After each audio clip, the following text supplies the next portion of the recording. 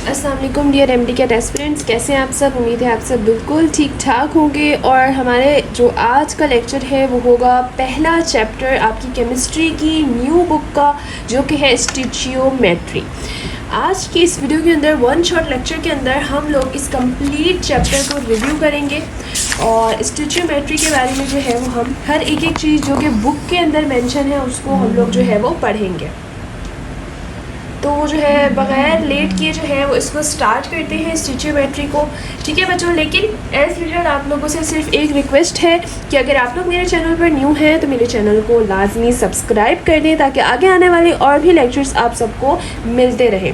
इसके अलावा बहुत सारे चैप्टर्स की भी मैंने वन शॉट अपलोड किए हुए हैं और इंशाल्लाह ताला नेक्स्ट वीक जो है वो हम लोग एटॉमिक स्ट्रक्चर का वन शॉट जो है उसको एक्सप्लेन करेंगे। ठीक है, तो स्टिचियोमेट्री फ़ौरन से स्टार्ट कर लेते हैं। The spirit of a chemistry is recognize in the practical nature. Just imagine how useful it could be to determine the amount of products form and some known quantities of reactants undergo a chemical change.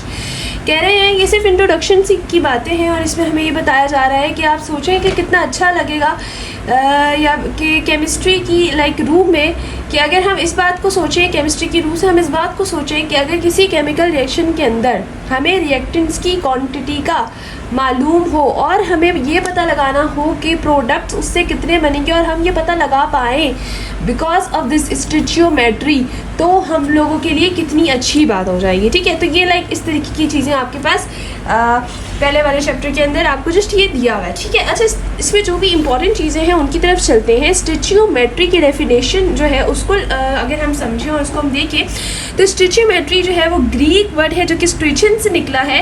Element कह सकते हैं इसको या measurement के काम आता है। स्टिचियोमेट्री क्या है एक्चुअली? स्टिचियोमेट्री आपको एक बैलेंस केमिकल इक्वेशन के दरमियान बताता है कि कितने रिएक्टेंट ऑफ मोल से कितने प्रोडक्ट जो है वो फॉर्म हो रहे हैं, लेकिन शर्त है कि बैलेंस केमिकल इक्वेशन होनी चाहिए।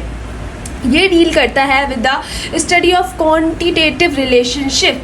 क्वांटिटेटिव रिलेशनशिप किसके दरमियान? रिएक्टेंट्स के दरमियान और प्रोडक्ट के दरमियान इन अ केमिकल रिएक्शन, लेकिन शर्त है कि वो chemical reaction balanced chemical equation से बना हुआ हो।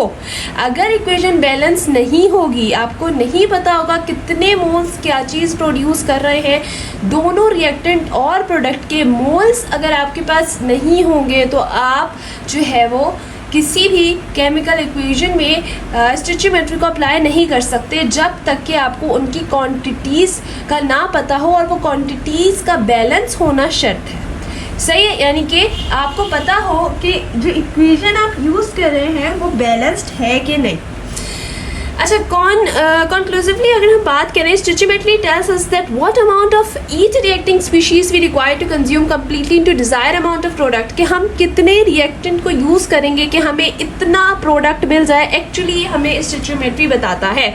और तो स्टिचियोमेट्री जो है वो हमें इम्पॉर्टेंट टूल देता है बहुत सारी प्रॉब्लम्स को, डाइवर्स प्रॉब्लम्स को सॉल्व करने के लिए। यहाँ तक कि लेबोरेटरी के अंदर, केमिकल इंडस्ट्रीज़ के अंदर, फूड मैन्युफैक्चरिंग के अंदर आपको पता होता है कि आप इतनी चीज़ यूज़ करें तो उससे आपको इतना प्रोडक्ट जो है वो हासिल हो जाएगा। ठीक है बच्चों, दूसरी बात यहाँ पर जो इम्पॉर्टेंट है उसको हम जो है वो साथ साथ लेकर चलते हैं और साथ साथ इसको कंटिन्यू करते हैं कि In fact, many chemical reactions are reversible to some extent. Further, in some chemical processes, side reactions also occurs. आपको ये चीज़ पता है कि केमिकल रिएक्शन रिवर्स भी हो सकते हैं और केमिकल प्रोसेसेस जो है वो किसी, जैसे अगर यहाँ पर एक केमिकल प्रोसेस चल रहा है तो वहाँ पे कोई साइड प्रोसेस भी चल सकता है। ठीक है, तो इसको हम लोग क्या कहते हैं कि हो सकता है कि कोई साइड प्रोसेस भी वहाँ पर चल रहा हो। ठीक है बच्चों, अच्छा जी, तो इसके बाद स्टिचियोमेट्री के बाद हमारे पास जो नेक्स्ट टॉपिक आ रहा है वो है मोल और एवोगैड्रोस नंबर। बच्चों, मोल क्या होता है और एवोगैड्रो नंबर क्या होता है, इसको जल्दी से डिस्कस करते हुए चलते हैं। मोल हमारे पास एक्चुअली लैटिन वर्ड है, ठीक है, जो कि हमारे पास हीप या फिर पाइल से निकला है और ये एसआई यूनिट इसका क्या है जिसमें हम इसको मेजर करते हैं वो भी हम आगे जो है वो आप लोगों के साथ डिस्कस करते चलते हैं। A mole is defined as a gram atomic mass और ग्राम मॉलिक्यूलर मास और ग्राम फार्मूला मास। बच्चों, ये तीनों टर्म्स मोस्ट इंपॉर्टेंट हैं। एमटी कैट में, एफएससी में अगर आपके पास मोल की जगह ग्राम एटॉमिक मास बोल दिया जाए या ग्राम मॉलिक्यूलर मास बोल दिया जाए या ग्राम फार्मूला मास बोल दिया जाए, तो यू शुड नो कि यहाँ पर बात किसकी हो रही है, मोल की बात हो रही है। यानी कि तीनों नाम मोल के हैं, ठीक है। जैसे आपको पता है कि कई बार बच्चों के निकनेम रख दिए जाते हैं, ठीक है, लेकिन असल में जब वो निकनेम लिए जाते हैं, उनको बुलाया जाता है उस निकनेम से, तो एक्चुअली हम किसकी बात कर रहे होते हैं, उसकी जिसका वो निकनेम है, ठीक है ना। तो यहाँ पर चाहे आपसे ग्राम फार्मूला कहा जा रहा है या ग्राम एटॉमिक मास कहा जा रहा है या ग्राम मॉलिक्यूलर मास कहा जा रहा है, तो एक्चुअली बात किसकी होगी, मोल की। किसी भी सब्सटेंस का मोल, एटम या फिर मॉलिक्यूल या ion which contain 6.02 raised to the power 23 particles, यानी कि आपके पास एक मोल के अंदर कितने पार्टिकल्स होते हैं, 6.02 raised to the power 23 particles होते हैं। Mole represent the number of chemical entities in a fix quantity. Mole हमें बताता है कि कितनी नंबर है केमिकल एंटिटीज के एक फिक्स्ड मास के अंदर, कितने ज़्यादा जो है वो नंबर ऑफ पार्टिकल्स है। Conversely, we can say that 1 mole of any of a substance always contains 6.02 exponent raised to the power 23 particles. जैसे कि मैंने आपसे पहले कहा कि एक मोल के अंदर, किसी भी सब्सटेंस के एक मोल के अंदर कितने पार्टिकल्स होंगे या कितने एटम्स होंगे, 6.02। अच्छा बच्चों, and known as Avogadro number, इस 6.02 को हम एवोगैड्रो नंबर भी कहते हैं, यानी कि Na। अच्छा, in the honour of Italian physicist Amedeo Avogadro, ये आपने नाम याद रखना है। एवोगैड्रो नंबर किसने डिस्कवर किया था, एमिलियो एवोगैड्रो ने, ठीक है, ये एक इंपॉर्टेंट चीज़ है, तो इसको जो है वो आप लोगों ने याद रखना है। एवोगैड्रो नंबर होता क्या, इसकी डेफिनेशन भी पढ़ लेते हैं। The number of particle present in 1 mole of any substance called Avogadro number. वही बात जो मोल की डेफिनेशन है उसको रिवर्स कर लेते हैं, एवोगैड्रो की डेफिनेशन बन जाती है। मोल की डेफिनेशन क्या है, एक मोल के अंदर 6.02 raised to the power 10 exponent 23 particles होंगे, ये मोल है। एवोगैड्रो नंबर क्या होगा, एक एवोगैड्रो के अंदर Avogadro 6.02 raised to the power 23 होते हैं, और उस एक मोल के अंदर 6.02 10 raised to the power 23 particles होते हैं एवोगैड्रो नंबर के। मतलब ये बस आपके पास कह सकते हैं कि एक्सचेंज में मोल और एवोगैड्रो की डेफिनेशंस है, ठीक है बच्चों। फिर क्या लिखा है, 1 mole of any substance always contain 6.02 raised to the power 23 particles. वही वाली बात दोबारा रिपीट की जा रही है कि एक मोल के अंदर कितने सब्सटेंस होते हैं, 6.02 सब्सटेंस या फिर पार्टिकल्स होते हैं। No matter what is the chemical nature of a substance, chemical nature को नहीं देखेंगे। अगर किसी भी सब्सटेंस का एक मोल है, अगर आपसे पूछा जा रहा है उसके पार्टिकल कितने हैं, तो उसके पार्टिकल होंगे 6.02 10 raised to the power 23 particles, ठीक है। अच्छा, thus 1 mole of a carbon and 1 mole of magnesium contain same number of atom, but 1 mole of magnesium has mass twice 24 gram as that of 1 mole of carbon 12।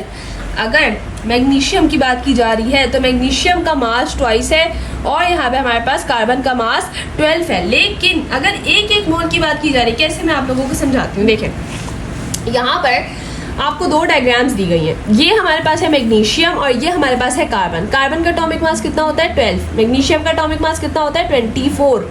यहाँ तक कि इनके मास different है, इसका 12 है, इसका 24 है, यानी कि कार्बन से डबल है ना, इसका 24 है, ट्वाइस ऑफ द कार्बन है। लेकिन मोल कितने हैं, 1 मोल है, और इसका कितना मोल है, 1 मोल है। 1 मोल ऑफ कार्बन में 12 ग्राम है, 1 मोल ऑफ मैग्नीशियम में 24 ग्राम्स है। जहाँ पर 1 मोल आ गया तो एटम्स कितने होंगे, या फिर हम कह सकते हैं कि हमारे पास पार्टिकल्स कितने होंगे, 6.02 raised to the power 10 exponent 23। Number of atoms कितने होंगे 1 मोल के अंदर, इतने होंगे। चाहे जितना भी मास हो, मास डिपेंड नहीं करता है एवोगैड्रो नंबर पर। एवोगैड्रो डिपेंड करता है ओनली 1 मोल पर।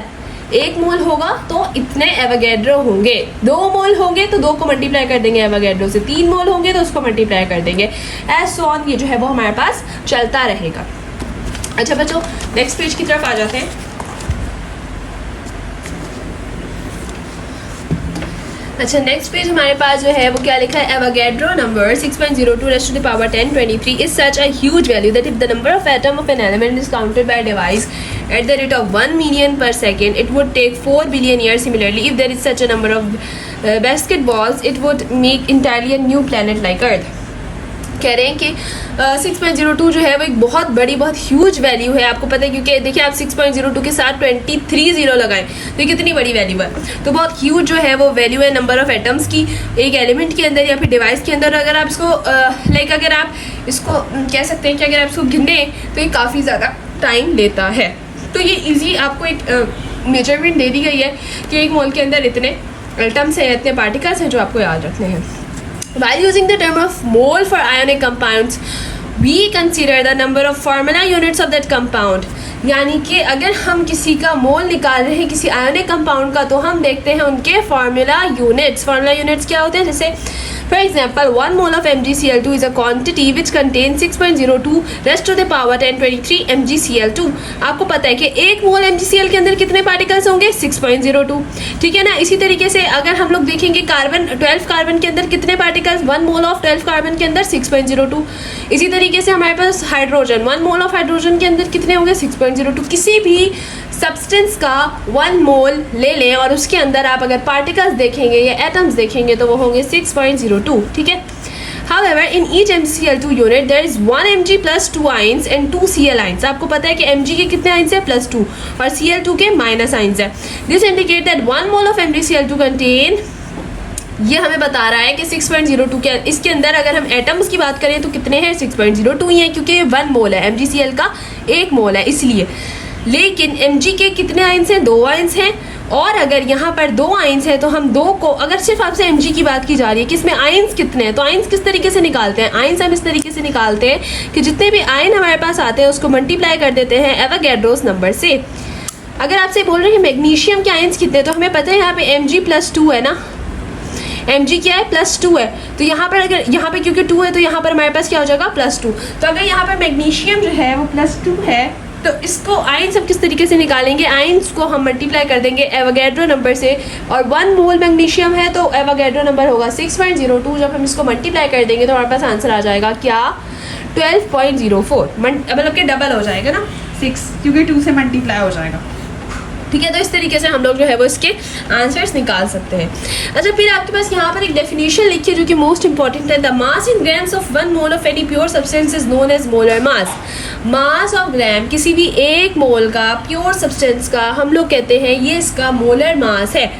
ठीक है। क्या कहेंगे उसको? कि हम कहेंगे ये इसका जो है वो मोलर मास है। और हमेशा आप लोग याद रखिएगा कि हम लोग जो क्वांटिटी लेते हैं ना किसी भी चीज़ को मेजर करने के लिए वो हम लोग 12 कार्बन से उसको रिलेट करते हैं। ठीक है। ये चीज़ बहुत ज़्यादा इंपॉर्टेंट है, इसको आपने हमेशा याद रखना है। और जो हमारे पास मोलर मास का यूनिट होता है वो हमारे पास क्या होता है? ग्राम पर मोल। ये भी आप लोगों ने जो है वो याद रखना है क्योंकि यूनिट्स वगैरह ना MTCAT में कई बार पूछ लिए जाते हैं। यूनिट्स भी पूछ सकते हैं और इसके अलावा आपसे कुछ और चीज़ें भी जो है वो इंपॉर्टेंट होती हैं तो वो भी पूछी जा सकती हैं। अच्छा, नेक्स्ट की तरफ चलते हैं। हमारे पास यहाँ पर जो मोस्ट इंपॉर्टेंट चीज़ें हैं वो हम लोग डिस्कस करते हुए चल रहे हैं कि यहाँ पर लिखा है the basic difference between the mass of one atom and the mass of 1 mole that atomic mass of 1 atom of an element specified by AMU। और हम लोग किस तरीके से इसको स्पेसिफाइड करते हैं एटॉमिक मास को? AMU से ना। जैसे अगर हम बोलेंगे कार्बन तो कार्बन 12 AMU है। ये मतलब यूनिट है हमारे पास एटॉमिक मास का ना, तो ये आप लोगों ने याद रखना है। अच्छा, similar relationships hold for compounds. For instance molecular mass of propane C3H8 is 44 AMU but molar mass लेंगे इज 44 ग्राम। यानी जब आप मोलर मास लेंगे तो उसको आप ग्राम्स में लिखेंगे और अगर आपको एटॉमिक मास कहना है तो आप वो AMU में लिखेंगे। वैल्यूज दोनों की सेम होंगी। जैसे अगर आपसे बोला जा रहा है कि आयरन का एटॉमिक मास कितना है तो आप बोलेंगे 55 AMU। लेकिन अगर आपसे बोलेंगे मोलर मास कितना है तो आप कहेंगे 55 ग्राम। सही है। इसी तरीके से अगर आपसे बोला जाएगा कि यहाँ पर जो आपको दूसरी एग्जांपल दी हुई है वो C3H8 यानी कि प्रोपेन की दी हुई है तो कह रहे हैं अगर प्रोपेन का आपसे बोलेंगे कि एटॉमिक मास बताओ तो आप बोलोगे 44 AMU। यूनिट क्या एटॉमिक मास का? AMU। लेकिन अगर आपसे प्रोपेन का मोलर मास पूछा जाएगा तो वो भी 44 ही होगा लेकिन यूनिट चेंज होकर क्या हो जाएगा? AMU से ग्राम हो जाएगा। ठीक है। ये चीज़ आपने याद रखनी है। The volume of the given quantity of gas may be different at different temperature. कह रहे हैं जो वॉल्यूम आपकी किसी गैस की है वो चेंज हो सकती है किसी भी डिफरेंट टेम्परेचर पर। यानी कि अगर टेम्परेचर चेंज होगा तो गैस की वैल्यू भी चेंज हो सकती है, गैस की क्वांटिटी भी चेंज हो सकती है। ठीक है। अच्छा, the volume of 1 mole of a gas is standard temperature. ये भी आपने याद रखना है। 1 मोल ऑफ गैस पे स्टैंडर्ड टेम्परेचर कितना होता है? 273 केल्विन। और प्रेशर कितना होता है? 180 m। ये चीज़ आप लोगों ने वैसे तो आप लोग बहुत दफ़ा पढ़ भी चुके होंगे लेकिन बच्चों फिर से जब जाहिर सी बात है आप लोग वन शॉट देख रहे हैं तो हर चीज़ को रिव्यू करना है ना। तो आपको पता होना चाहिए कि STP पर यानी कि स्टैंडर्ड टेम्परेचर एंड प्रेशर, आपके पास जो टेम्परेचर होता है एक्चुअली वो होता है 273 केल्विन, प्रेशर होता है 180 m, वॉल्यूम होती है 22.4 dm³। ये चीज़ें आपने याद रखनी है, ठीक है। ये आपके पास STP की वैल्यूज़ है। अब यहाँ पर आपको जो है वो कुछ डायग्राम्स दी हुई है जहाँ पे ये हाइड्रोजन गैस है, ऑक्सीजन गैस है, यहाँ पर हमारे पास जो है वो मीथेन है और ये कार्बन डाइऑक्साइड है। कह रहे हैं कि ये सब किस पे हैं, STP पर है फॉर एग्जांपल, ठीक है। आप अपने जहन में रखें कि STP पर है। क्यों रखें अपने जहन में STP पे, मैं बताती हूँ। क्योंकि यहाँ पर टेम्परेचर कितना है 273 केल्विन, यहाँ पर भी और यहाँ पर भी, और प्रेशर कितना है 180 m, और यहाँ पर भी ऐसे 180 m। तो आपको पता है कि जहाँ टेम्परेचर 273 केल्विन हो, प्रेशर 180 m हो, तो वो क्या है, STP है, यानी कि standard temperature and pressure. Volume कितनी है सबकी 22.4 dm³, यानी कि ये तीनों बैलून्स जिनके अंदर डिफरेंट गैसेस भरी हुई हैं, ये तीनों किस पे हैं, STP पे है, स्टैंडर्ड टेम्परेचर एंड प्रेशर पर है। और सबके मोल्स कितने हैं, 1 मोल हैं। तो इनके पार्टिकल्स कितने होंगे, आप लोगों ने मुझे फ़ौरन से कमेंट के अंदर, अभी वीडियो को पॉज करें, कमेंट के अंदर आंसर करें कि हर हाइड्रोजन के, ऑक्सीजन के, मीथेन के, कार्बन डाइऑक्साइड के कितने हमारे पास जो है वो नंबर ऑफ़ पार्टिकल्स होंगे। ये आप लोगों ने जो है मुझे कमेंट करके बताना है। तो अब जो है वो हम आगे चलते हैं। और अच्छा, यहाँ पर आपके पास कुछ आपको एक टेबल सा, या फिर आप कह सकते हैं कि एक आपको बॉक्स सा दिखेगा जिसमें हमारे पास रिलेशनशिप बता रहे हैं between the mole, molar mass और एवोगैड्रो नंबर। सही है। अच्छा बच्चों, ये चैप्टर जो है ना वो पुरानी बुक में अगर आप लोग देखें ना तो उसमें काफ़ी बड़ा चैप्टर है। ये वाला जो पहला चैप्टर है ना बेसिक कॉन्सेप्ट वाला, तो ये काफ़ी बड़ा है। लेकिन जो आपकी न्यू बुक आई है उसको काफ़ी समराइज़ होके आई है और उसमें सिर्फ मेन चीज़ें जो है वो लिखी गई है। लेकिन बेटा रिमेंबर, आप लोगों ने ये तो करना ही करना है, लेकिन इसके साथ साथ आप लोगों ने जो है वो ओल्ड बुक को भी पढ़ना है। ये मैंने अभी पहले न्यू बुक का लगा दिया लेक्चर, ठीक है। लेकिन इंशाल्लाह ताला मेरी कोशिश होगी कि मैं इसी वीक में ओल्ड जो बुक है ना वो भी लगाऊं, क्योंकि ओल्ड बुक में काफ़ी बातें हैं जो कि न्यू बुक में नहीं है। न्यू बुक को थोड़ा समराइज़ कर दिया गया है और ओल्ड बुक जो है उसमें काफ़ी लेंथी है, लाइक वो चैप्टर जो है ना वो काफ़ी ज़्यादा लेंथी है। अच्छा, यहाँ पे हमें मोल, मोलर मास और एवोगैड्रो नंबर के रिलेशनशिप्स बताए जा रहे हैं। यहाँ पर हमारे पास सब्सटेंस है, ये है सोडियम, और ये हमारे पास है वाटर, ये है कॉमन सॉल्ट यानी कि NaCl सॉल्ट जो होता है नॉर्मल, ये कैल्शियम क्लोराइड, और ये क्या है, फेरिक क्लोराइड। ठीक है, तो ये हमारे पास कुछ सब्सटेंसेस हैं और इनके मोलर मासेस हमें दे दिए गए हैं। मोलर मास कैसे, मोलर मास का यूनिट क्या होता है, ग्राम पर मोल। सही है ना। तो ये हमारे पास सोडियम का 23, हाइड्रोजन H2O का 18। ये कैसे निकाला आप लोगों को पता है? मोलर मास मतलब मॉलिक्यूलर मास ना, आप लोग आई थिंक सो कि सबको पता होगा कि मोलर मास का मतलब होता है मॉलिक्यूलर मास। निकालना अगर ये नहीं आता तो फिर मैं आप लोगों को अभी थोड़ा सा बता देती हूँ कि किस तरीके से निकलते हैं।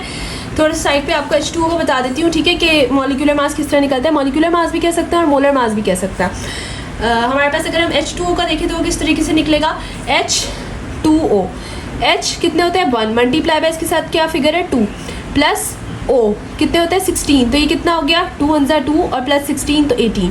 तो इसका हमारे पास क्या हो गया 18। इसी तरीके से NaCl का हम देखेंगे और लाइक Na का कितना होगा और Cl का कितना होगा, दोनों को प्लस कर देंगे एटॉमिक मासेस को। कैल्शियम का एटॉमिक मास लेंगे, क्लोरीन का लेंगे, क्लोरीन को मल्टीप्लाई बाय 2 करेंगे और उसके बाद हम लोग इसका भी एटॉमिक मास मॉलिक्यूलर मास निकाल लेंगे। इसी तरीके से फेरिक और क्लोराइड यानी कि दोनों का हम लोगों ने एटॉमिक मास लेना है और उसको जब हम प्लस करेंगे तो हमारे पास आंसर आ जाएगा मॉलिक्यूलर मास का। अच्छा, आप लोग जो है ना वो मुझे जब आप लोगों का ये चैप्टर कंप्लीट हो जाए, कंप्लीट चैप्टर देख लें, तो आप लोग मुझे जो है वो काइंडली मॉलिक्यूलर मास निकाल के बताइएगा। जो मैं आपको टर्म्स दे रही हूँ ना, इनके मॉलिक्यूलर मास आप लोगों ने निकाल के मुझे कमेंट में आंसर देने हैं, हर बच्चे ने जो कि क्लास ले रहा है। तो मैं आप लोगों को जो है वो दे देती हूँ, ठीक है, और आप लोगों ने उसके जो है वो मॉलिक्यूलर मास निकालना है। C3H8 का मॉलिक्यूलर मास बताइएगा मुझे, और कैल्शियम क्लोराइड का बताइएगा, और इसी तरीके से मैं एक और दे देती हूँ C12 और H8। इनके मुझे जो है ना आप लोगों ने जो है वो मॉलिक्यूलर मासेस बताने, ठीक है। जिस बच्चे ने सबसे पहले आंसर दिया उसको जो है वो फिर मैं इंशाल्लाह ताला रिवॉर्ड भी दूंगी, ठीक है। अच्छा जी, यहाँ पर अब आपसे ये बात की जा रही है कि ऑब्वियसली यहाँ पर हमारे पास सोडियम के 23, सोडियम के हम लोग देखेंगे एटम्स कितने, सोडियम्स के हमारे पास एटम कितना है, एक एटम है ना सोडियम, तो एक है, तो 1 मोल है, इसका मोल कितना है 1 मोल है, तो 1 मोल के अंदर कितने एटम्स होते हैं 6.02।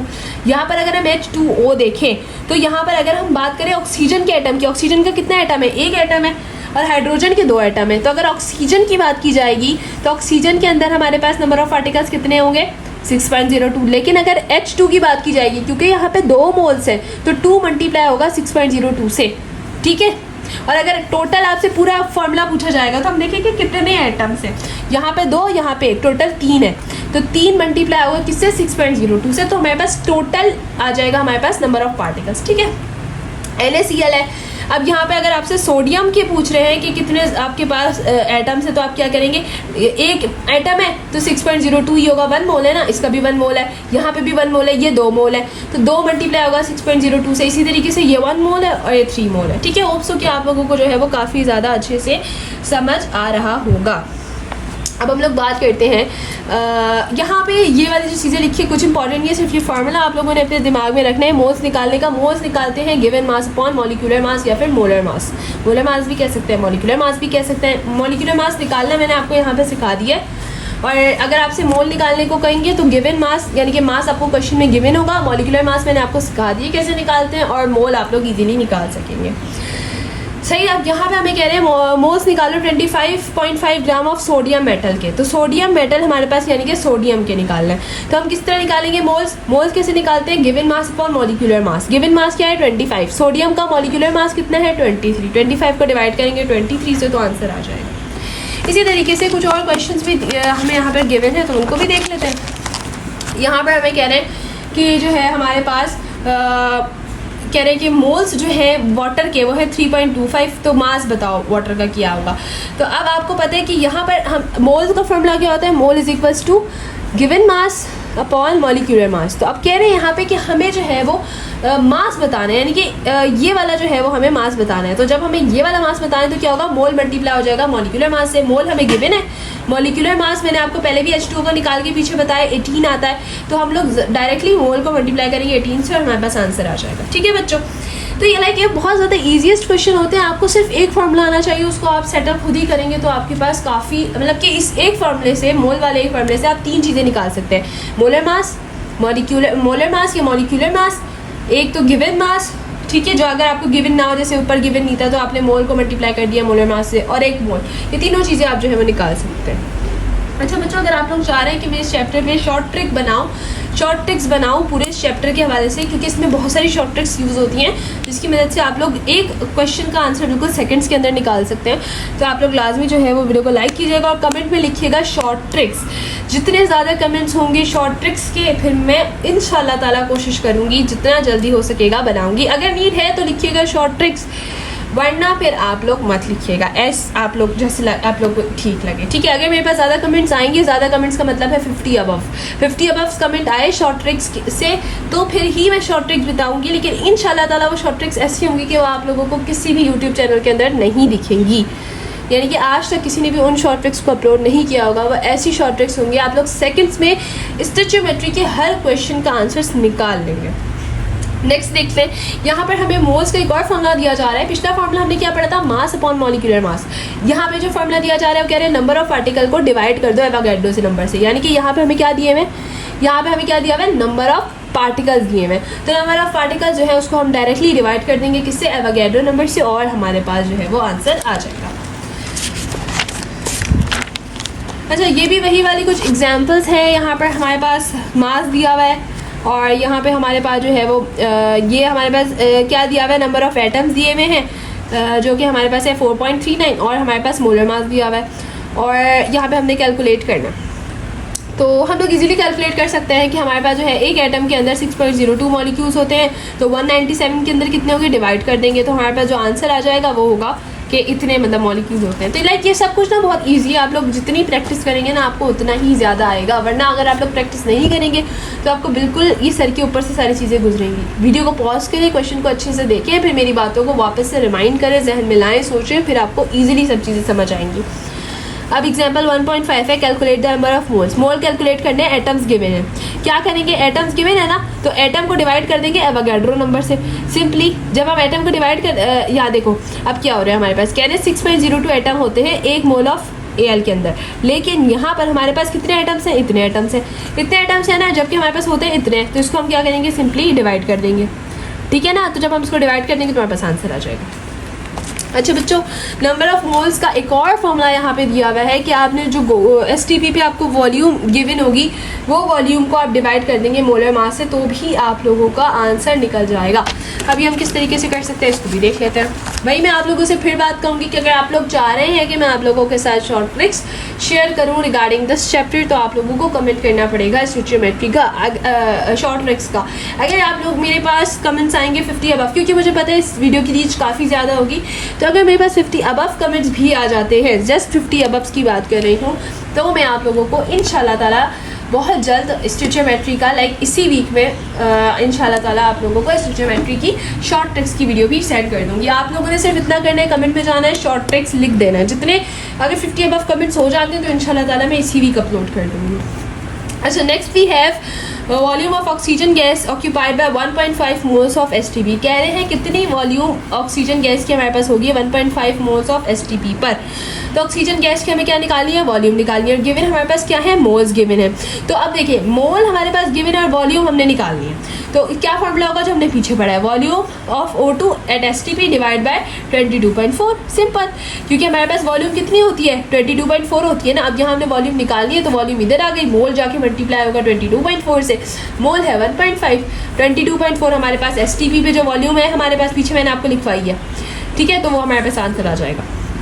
अब देखिए, इतने सिंपल तरीके से आप लोगों के पास आंसर्स आएंगे कि आप लोगों को खुद जो है ना वो समझ नहीं आ रहा होगा कि आंसर कितनी आसानी से हमारे पास आ गया है, ठीक है बच्चों। अच्छा, next we have this question, और इसमें हमसे कह रहे हैं कि calculate the mass of carbon dioxide का मास कैलकुलेट करो, जबकि डीकम्पोजिशन हो रही है, किसकी हो रही है, लाइमस्टोन यानी कि CaCO3 की जो है वो डीकम्पोजिशन हो रही है, ठीक है। यहाँ पे हमारे पास क्या लिखा है, CaO, और यहाँ पे क्या लिखा है, कार्बन डाइऑक्साइड, ठीक है। अब देखो, गिवन मास ऑफ लाइमस्टोन, यानी कि लाइमस्टोन का मास कितना है, 50 ग्राम्स हमारे पास गिवन है। पहले हम मोल्स निकालेंगे, फिर हम क्या करेंगे, सिंपली मोल्स को मल्टीप्लाई कर देंगे मोलर मास से, क्योंकि देखिए मास का फॉर्मूला क्या होता है, मास निकालने के लिए यहाँ पे हमने मास कैलकुलेट करना है ना, हम क्या करेंगे, मोल को मल्टीप्लाई कर देंगे मोलर मास से। मोल का फॉर्मूला क्या होता है, मास अपॉन, देखिए बच्चों, मोल का फॉर्मूला क्या होता है, मास अपॉन मॉलिक्यूलर मास। अगर आपने मास निकालना है तो मोल मल्टीप्लाई हो जाएगा किसके साथ, यही वाला फॉर्मूला मैंने यहाँ लिखा है, मास निकालना है तो मोल मल्टीप्लाई होगा मॉलिक्यूलर मास के साथ। यहाँ पे मोल निकाला, मोल कैसे निकालते हैं, मोल का फॉर्मूला क्या होता है, मास अपॉन मॉलिक्यूलर मास। पहले मोल निकाला 50 ग्राम, मास गिवन है, मॉलिक्यूलर मास कितना है, CaCO3 का, इसका कैल्शियम का लिखिए 40, कार्बन का 12, ऑक्सीजन का कितना लिखेंगे आप लोग, 16 मल्टीप्लाई बाय 3। तो इन सबको प्रेस करेंगे तो हमारे पास आंसर आ जाएगा 100। 50 डिवाइड बाय 100, 0.5 मोल्स। अब देखिए 0.5 मोल्स हमारे पास आ गए हैं। अब हमने क्या करना है, मोल को मल्टीप्लाई करना है मॉलिक्यूलर मास से। तो मॉलिक्यूलर मास हमारे पास कितना है, यहाँ पर कार्बन डाइऑक्साइड का 44 है, तो हम लोगों ने सिंपल क्या किया, 0.45 को मल्टीप्लाई कर दिया 44 से, और आंसर आ गया 22 ग्राम्स। तो आप लोग देखें कि कितने ईजी तरीके से हमारे पास जो है वो आंसर्स आ जाएंगे। ये आप लोगों ने इतनी शॉर्ट ट्रिक्स पढ़ ली है मास रिलेशनशिप्स के बारे में। अच्छा, इसके बाद हम लोग बात करते हैं मास वॉल्यूम रिलेशनशिप के बारे में। मास वॉल्यूम रिलेशनशिप के बारे में हम लोग पढ़ लेते हैं। मास वॉल्यूम रिलेशनशिप में हम लोग क्या करेंगे कि हमसे कह रहे हैं कि 49 ग्राम्स हमारे पास सॉलिड है पोटेशियम, जो कि KClO3 यानी कि पोटेशियम फ्लोरेट। इसको हम हीट कर रहे हैं, डिकम्पोज कर रहे हैं पोटेशियम क्लोराइड में, और लिबरेशन हो रही है ऑक्सीजन गैस की, यानी कि ऑक्सीजन गैस इसमें से निकल रही है। तो ये हमारे पास बैलेंस्ड इक्वेशन गिवन है। अच्छा बच्चों, MCAT के अंदर कई बार ऐसे क्वेश्चंस भी आते हैं जिसमें आपको इक्वेशन नहीं गिवन होती, तो इक्वेशन बनाना भी आप लोग काइंडली सीखें। अगर आप लोग को इक्वेशन बैलेंस करना नहीं आती होगी, इक्वेशन बनाना नहीं आती होगी, तो आप लोग क्वेश्चन को सॉल्व नहीं कर सकते, क्योंकि इक्वेशन में आपको पता होना चाहिए कितने मोल्स हैं। अगर आपको मोल्स ही नहीं पता होंगे तो आप इक्वेशन को किस तरीके से सॉल्व करेंगे। क्योंकि देखिए पीछे आप लोगों ने फर्स्ट पेज में क्या चीज़ पढ़ी है, यही चीज़ पढ़ी है ना कि किसी भी क्वेश्चन की स्टिचियोमेट्री के लिए, यानी कि रिएक्टेंट्स और प्रोडक्ट्स की अमाउंट निकालने के लिए आपको उसको बैलेंस करना ज़रूरी है, इक्वेशन का बैलेंस होना ज़रूरी है। तो अगर आपको बैलेंस करना ही नहीं आएगा इक्वेशन को, ये तो गिवन है बैलेंस, लेकिन कई बार इक्वेशन बैलेंस गिवन नहीं होती MCAT के अंदर ख़ास तौर पर। तो अगर आप लोगों को वही नहीं आएगा तो आप लोग किस तरीके से सॉल्व करेंगे। तो अगर किसी को बैलेंस्ड इक्वेशन सीखना है तो आप लोग जो है वो उसके हवाले से मैसेज कर दीजिएगा, मुझे कमेंट कर दीजिएगा। अगर किसी को रेडी नीड है उस वीडियो की तो फिर वो भी इंशाल्लाह ताला उसकी तरफ भी जाएंगे। अच्छा बच्चों, अब यहाँ पर हम क्या करेंगे, हमें मास गिवन है पोटेशियम क्लोराइड का 49 ग्राम और वॉल्यूम ऑफ ऑक्सीजन गैस हमें जो है वो बतानी है। तो यहाँ पे हम लोग क्या करेंगे, पहले हम मोल्स निकाल लेंगे। सिंपल मोल्स कैसे निकलते हैं, mass divide by molecular mass. Mass given है हमें कितना 49 ग्राम, मॉलिक्यूलर मास कितना है KClO3 का 122.5, मोल्स आ गए 0.4। कितने मोल्स आ गए 0.4। देखें अब यहाँ पर जो है ना इन्होंने बहुत मुश्किल तरीके से किया हुआ है, आप लोगों को ऐसे करने की ज़रूरत नहीं है। आप लोग डायरेक्टली 0.4 को मल्टीप्लाई कर दें 3/2 से। किस तरीके से करेंगे मल्टीप्लाई, देखें 2 मोल ऑफ KClO3, देखिए 2 मोल ऑफ KClO3 हमें ऑक्सीजन के 3 मोल दे रहे हैं, ठीक है ना। 2 मोल कितने दे रहे हैं, 3 मोल दे रहे हैं। तो अगर हमारे पास 0.54 मोल्स होंगे तो हमें 3/2 मोल्स देंगे ऑक्सीजन गैस के। तो इसको जब हम डिवाइड करेंगे तो हमारे पास आंसर आ जाएगा 0.4। तो इसको जब हम मल्टीप्लाई करेंगे और डिवाइड करेंगे तो आंसर आएगा 0.6 मोल्स। लेकिन अभी जस्ट मोल्स निकले हैं, हमने तो वॉल्यूम निकालनी है। देखिए बहुत लंबा आपको बताया भाई, ये FSC के अंदर सही है, लेकिन MTCAT के अंदर आपको शॉर्ट ट्रिक्स लगानी होती है। सिर्फ एक छोटा सा फॉर्मूला है जिसको आप लगाएंगे और ये आपका आंसर आ जाएगा, आपको लंबा कुछ करने की ज़रूरत है ही नहीं। तो अगर आप लोगों को नीड है रियली उसकी शॉर्ट ट्रिक्स की, तो वही मैं आपसे दोबारा कहूँगी कमेंट में जाके शॉर्ट ट्रिक लिखिए। इंशाल्लाह ताला इसी हफ्ते आप लोगों को उसकी वीडियो मिल जाएगी और उसके बाद आप लोगों के लिए ये चैप्टर सीरियसली बिल्कुल हलवा होगा। अच्छा बच्चों, सिंपली मोल को हम लोगों ने क्या करना है, जो हमारे पास मोल निकले हैं वेयर इज इट 0.6 को मल्टीप्लाई कर देना है STP वॉल्यूम के साथ 22.4, वो हमारे पास आ जाएगा 13.4। फिर वही वापस हमें वॉल्यूम रिलेशनशिप का एक और जो है वो दिया हुआ है, लेकिन ये वही चीज़ है, इसको आपको ज़्यादा समझने की ज़रूरत नहीं है, ठीक है ना। मतलब जो आप लोगों ने अभी समझा है ना वही ये दोबारा है, इसको आप एक दफ़ा देखेंगे आपको क्लियर हो जाएगा। अच्छा बच्चों, अब हम लोग आ जाते हैं इसकी तरफ से। ये कुछ रूल्स हैं, लेकिन पता है आपको क्या, ये जो रूल्स है ना इनकी शॉर्ट ट्रिक्स ये गिवन है, ये कि आपको इनको पढ़ने की जरूरत नहीं है। जो चीज़ यहाँ पे है वही चीज़ यहाँ पे। राउंडिंग ऑफ डेटा क्या होता है, to reduce a number up to desire significant figures and adjust the last reported digit is known in rounding off. Rounding off आप लोगों ने कितनी दफ़ा पढ़ा हुआ है ना, और पिछली बुक में भी ये चीज़ थी कि राउंड ऑफ कैसे किया जाता है नंबर्स को। तो ये आपके लास्ट में ये टॉपिक दिया हुआ है, स्टोइचियोमेट्री के बाद ये वाला टॉपिक दिया हुआ है, और ये इस टॉपिक से बहुत कम क्वेश्चन आपके पास MTCAT में आते हैं, बट रियली क्योंकि ये आपका इंक्लूड है इन द सिलेबस, तो इस वजह से आपको इसको करना है। पहला रूल क्या है इसका हमारे पास, पहला रूल ये है, if digit to be dropped is greater than 5 then add 1। अगर डिजिट 5 से ग्रेटर है, जो ड्रॉप करना है, जो डिजिट ड्रॉप करना है वो 5 से बड़ा है। देखो ये वाला डिजिट, पॉइंट की बात वाला डिजिट ड्रॉप करते हैं ना, ये क्या है 5 से बड़ा है, तो हमारे पास जो नेक्स्ट वाला नंबर होगा उसमें हम 1 प्लस कर देंगे। क्या कर देंगे, 1 प्लस कर देंगे, यानी कि 6 को 8 बना देंगे। नेक्स्ट हमारे पास क्या रूल है, if digit to be dropped is less than 5। अगर डिजिट जिसको हमने ड्रॉप करना है वो लेस देन 5 है, ये देखो 4 को हमने ड्रॉप करना है, 4 क्या है, लेस देन 5 है, तो जो पीछे वाला नंबर है इसको हम एज इट इज़ लिख देंगे, ठीक है। फिर क्या है, if digit to be dropped is exactly 5। अगर डिजिट जो हमने छोड़ना है वो बिल्कुल 5 ही है, 2 3 figures will get the same number, तो वापस से हम लोग सेम नंबर ही लिखेंगे, इसमें भी सेम नंबर, इसमें भी same number. If the digit is retained is odd then add 1 number to it. और अगर वो ऑड है, यानी कि जैसे 5 है, ऑड है, तो हम क्या करेंगे, पीछे एक और नंबर जो है वो ऐड कर देंगे। ये सिंपल से कुछ रूल्स हैं राउंडिंग ऑफ डेटा की जो आपको पता होने चाहिए। अच्छा, इसके अलावा कुछ जीरोस के रूल भी हैं, वो भी आप लोग समझ लें। All non zero digit are significant figures. यहाँ पर हमें सिग्निफिकेंट फिगर्स के बारे में बताया गया। ये दोनों इंपॉर्टेंट टॉपिक्स हैं, दो अलग अलग टॉपिक्स हैं, राउंडिंग ऑफ डाटा और सिग्निफिकेंट। राउंडिंग तो आप लोगों को समझ आ गया कि अगर आखिर में 5 से बड़ा नंबर होगा तो आप लोग क्या करेंगे, 5 से बड़ा है ना 8, तो आप लोग क्या करेंगे, 6 को 7 बना देंगे, इससे पीछे वाले नंबर को 1 बढ़ा देंगे। अगर लास्ट वाला नंबर 5 से छोटा होगा तो पीछे वाले को एज इट इज़ रहने देंगे। अगर लास्ट वाला नंबर 5 ही होगा तो पीछे वाले को एज इट इज़ रहने देंगे। अगर लास्ट वाला नंबर ऑड होगा तो पीछे वाले को 1 बढ़ा देंगे, ठीक है। सिंपल सी इतनी सी चीज़ें जो आप लोगों ने समझनी है। अच्छा, सिग्निफिकेंट की बात करें तो आपको पता है जितने भी जीरो डिजिट हैं वो ऑल नॉन जीरो डिजिट, जो जीरो के अलावा जितने भी डिजिट्स हैं वो सब कितने हैं, वो क्या हैं, सिग्निफिकेंट है। Zeros lying in between non zero digits are significant figure. यानी कि अगर जैसे कि 6006 यानी कि 0 है, 2 0 हैं, लेकिन किसके दरमियान है, नॉन सिग्निफिकेंट के दरमियान है, तो वो भी सिग्निफिकेंट फिगर में ही शामिल होंगे। यानी कि कितने सिग्निफिकेंट फिगर हैं, 4। फिर हमारे पास क्या है, zero locating right after the decimal point in number less than 1 are not significant. कह रहे हैं अगर zero right after the decimal point होगा और less than the number 1 are not significant, यानी कि 1 नंबर से कम अगर कोई नंबर होगा और 0 इधर है, तो ये हमारे पास जो है एक सेकेंड पॉइंट के इधर 0 है, तो ये भी हमारे पास क्या होगा, नॉन सिग्निफिकेंट होगा।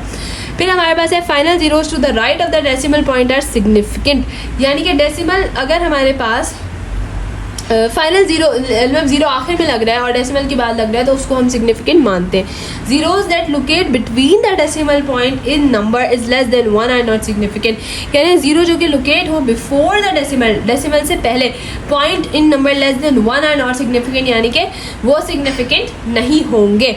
बच्चों सिग्निफिकेंट फिगर पर भी मैं इंशाल्लाह ताला एक और वीडियो जो है वो अपलोड करूँगी, इंशाल्लाह ताला मैं कोशिश करूँगी इससे नेक्स्ट ही अपलोड करूँ, लेकिन आई थिंक मैंने पहले अपलोड कर चुकी हूँ मैं वो, चले वो मैं इसके साथ अटैच कर देती हूँ, ठीक है। तो आप लोग अगर सिग्निफिकेंट आप लोगों को बुक से समझ नहीं आ रहा है तो आप लोग उस वीडियो को देख लीजिएगा इंशाल्लाह ताला।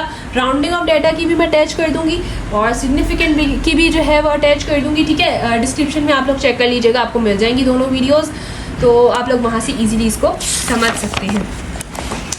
अच्छा, उसके बाद हमारे पास जो चीज़ें हैं ना वो कुछ ज़्यादा ख़ास नहीं है। एक्सपोनेंट नोटेशन जो है आपको बुक से पढ़ने की कोई ज़रूरत नहीं है, मैं इसकी वीडियो डिस्क्रिप्शन में अटैच कर दूँगी, आप लोग बस वो देख लीजिएगा। मतलब बुक में कोई ख़ास बातें नहीं है इसके हवाले से। ये भी हमारे पास जो है एडिशन सब्ट्रैक्शंस वगैरह हैं, ये भी कुछ ख़ास चीज़ें नहीं है। तो यहाँ पर जो है वो हमारा स्टोचियोमेट्री का चैप्टर जो है वो एंड हो गया है, ठीक है। यहाँ पर बिल्कुल जो है वो चैप्टर एंड हो चुका है। यहाँ पर मैंने आपको काफ़ी सारी चीज़ें समझा दी हैं और लिमिटिंग रिएक्टेंट जो है यहाँ पे थोड़ा सा इंपॉर्टेंट टॉपिक है, इसको डिस्कस कर लेते हैं। लिमिटिंग रिएक्टेंट क्या होता है, आपको सिर्फ एक चीज़ याद रखनी है कि अगर कोई रिएक्शन हो रहा है और उसके अंदर कोई चीज़ कोई प्रोडक्ट, देखिए मैं आपको बताती हूँ, जैसे आप समझे कि आप चाय बना रहे हैं, सही है। आपने यहाँ पे आपके पास टोटल 2 कप है, नहीं 2 है, आप चाय बना रहे हैं, सही है, समझे। और यहाँ पे आपके पास है 2 कप ऑफ मिल्क और आपके पास है 4 स्पून ऑफ टी और आपके पास है 3 स्पून ऑफ शुगर, ठीक है। तो आपने पहले 1 कप चाय बनाया, 1 कप दूध ले लिया और 1 कप ही शुगर ले ली और 1 कप ये ले लिया, तो आपके पास कितना बचा, 1 कप ऑफ मिल्क बच गया और 3 कप ऑफ ये बच गए, सही है। और आपके पास ये भी हमारे पास कितने बच गए, 2 बच गए। फिर आपने एक और कप बनाया तो मिल्क तो आपके पास तीसरे कप के लिए नहीं बचेगा ना, 2 कप के लिए यूज़ हो गया। तो जो चीज़ आपके पास पहले ख़त्म हो जाए किसी भी रिएक्शन के अंदर उसको हम लिमिटिंग रिएक्टेंट कहते हैं। सिंपल सी डेफिनेशन है, जिसको आप लोगों को रटने की कोई ज़रूरत नहीं अगर आप MD कैट के लिए प्रिपरेशन कर रहे हैं, जिस कॉन्सेप्ट क्लियर होने चाहिए, ठीक है बच्चों। तो उम्मीद है कि आपको ये वीडियो पसंद आई होगी। वीडियो पसंद आए वीडियो को लाइक कीजिएगा, चैनल को सब्सक्राइब कीजिएगा और अच्छा से प्यार से कमेंट कीजिएगा। जज़ाकल्लाह खैर।